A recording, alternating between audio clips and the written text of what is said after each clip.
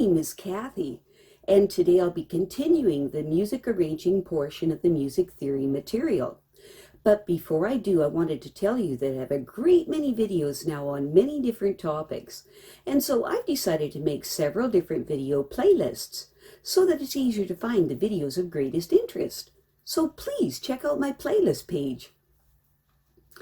Before you begin this section, it's important that you go through all of the basics of theory playlist material. For this portion of the music theory material, we'll be using Sylvia Woods' Music Theory and Arranging Techniques for Folk Harps book. This is a wonderful book that you'll thoroughly enjoy. Today we will continue with chapter 21 of your book titled How to Figure Out Which Chords to Use, Part 1. If you find a melody you like, but there are no chords indicated, how do you figure out which chords to play? There are several approaches to this problem. I would like to point out that there are no absolute right or wrong chords. Often there are several good choices. If 10 musicians figure out the chords of a particular piece, most of the chords would probably be the same in all 10 arrangements, but many of them would be different. If you like the sound of the chord, that is what's the most important criteria. Also, be sure when you are figuring out chords that you do it in the context of the piece. For example, if you're trying to decide on a chord for the fourth measure, don't just play that one measure. Play the 3 preceding measures with the chords you picked, and then play the fourth measure, trying a possible chord. Then play all 4 measures again, trying a different possible chord on the fourth measure.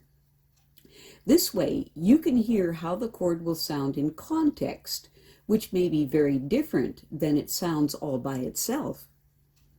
The first way you can try to figure out the chords is to use the 1, 4, and 5 chords. For example, if you're in the key of C, your most common chords will be C, F, and G, and so on. The first beat of every measure, or whenever you think the chord should change, you can try the 3 note chords and decide which one you like best. By the way, 99% of all pieces in the key of C will begin and end on a C chord, and that's a good place to start. Once you've decided on which of the 3 chords you like in each measure, you can then consider changing some of them for substitute chords. Another way to figure out your chords is to look at what notes are in each measure and see if from those chords. For example, let's look at the Welsh song One Morning in Springtime on page 87 of your book. In the first full measure, the notes are C, G, and E, all of which are in a C chord. So your obvious choice for that measure would be a C chord. However, it isn't always that easy. When you have notes in a measure that don't fit into a logical chord, you need to decide which notes are the most important. There are some generalizations that we can make that are good guidelines. They may not always be true, but they are a good place to start. 1. The first beat of the measure is the strongest note and should be part of the chord. 2. If you're in 4/4 time, the third beat is the next most important note. Sometimes you may want to change chords on this beat. 3. Longer notes are more important than shorter notes. 4. If there are eighth notes, the ones that fall on the beats are more important than the ones that fall on the off beats. So now let's look at the second measure of One Morning in Springtime on page 86 of your book. The notes in this measure are C, D, and E, but there is no chord that has all 3 of these notes in it. Going by rules 1 and 3, we can decide that the least important note in this measure is the D, since it is not the first beat, and is the shortest note. That leaves us with C and E notes, which are contained in a C chord, or an A minor chord. So your main choices for this measure would be either C or A minor, depending on which one you like the sound of in this context. Now, as to measure 3, F, A, and D are all contained in the D minor chord, so that would be a good choice.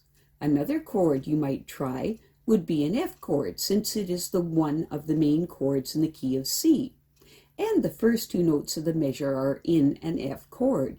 So try a D minor and try an F, and see which one you like the best. Measure 4 has B and G notes, so your most likely chords would be a G or E minor, both of which contain these two notes. Measure 5 is the same as the first measure with notes from a C chord. In measure 6, the F and A are the most important notes, so your most likely choice would be an F chord or perhaps a D minor chord. The 7th measure gives you several choices. The notes are G, C, and B. You could use a G chord throughout the measure, assuming that the C note isn't important, or you could start with a C chord for the first 2 beats during the G and C notes in the melody, and then change to a G chord on the B note on the 3rd beat. Then the 8th measure would be back to a C chord. Continue in this manner throughout the piece, writing down which chords you like best in each measure. Remember that you can change chords within the measure if you like. And this is One Morning in Springtime.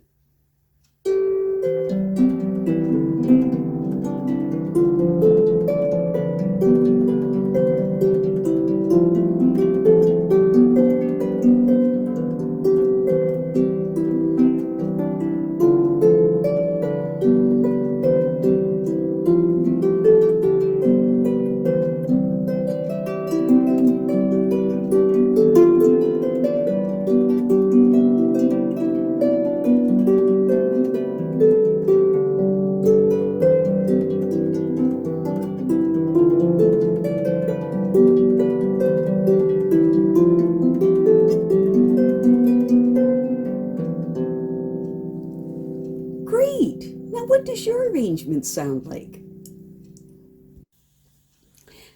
Let's try arranging My Love, She's But a Lassie Yet on page 88 of your book, using only our 1, 4, and 5 chords, the C, F, and G.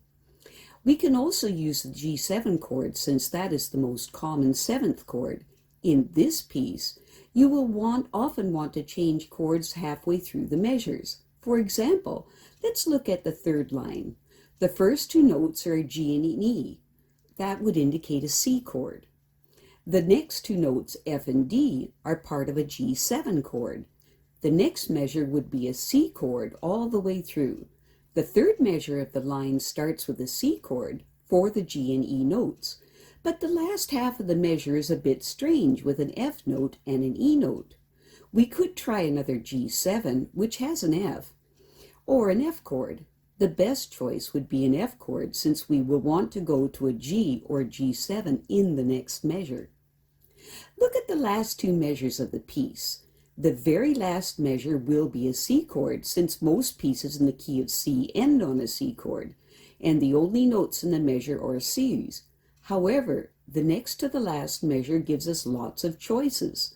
The 4/16 notes could either be a C chord, making the C and G notes of the melody the most important, or an F chord, emphasizing the C and A notes. The next note, an A, would be an F chord, and the last note of the measure, a B, would be a G chord. In the middle of the page 88 of your book shows the most likely candidates for those last 2 measures. And this is My Love, She's But a Lassie Yet.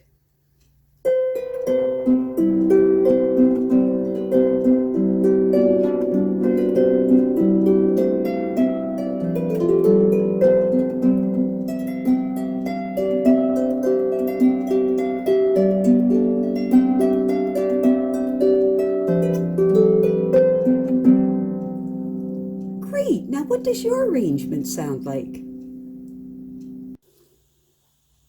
I have a great many videos now on many different topics, and so I've decided to make several different video playlists. so that it's easier to find the videos of greatest interest. So please check out my playlist page.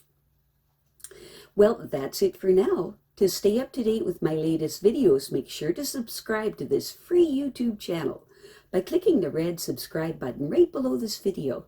Take care.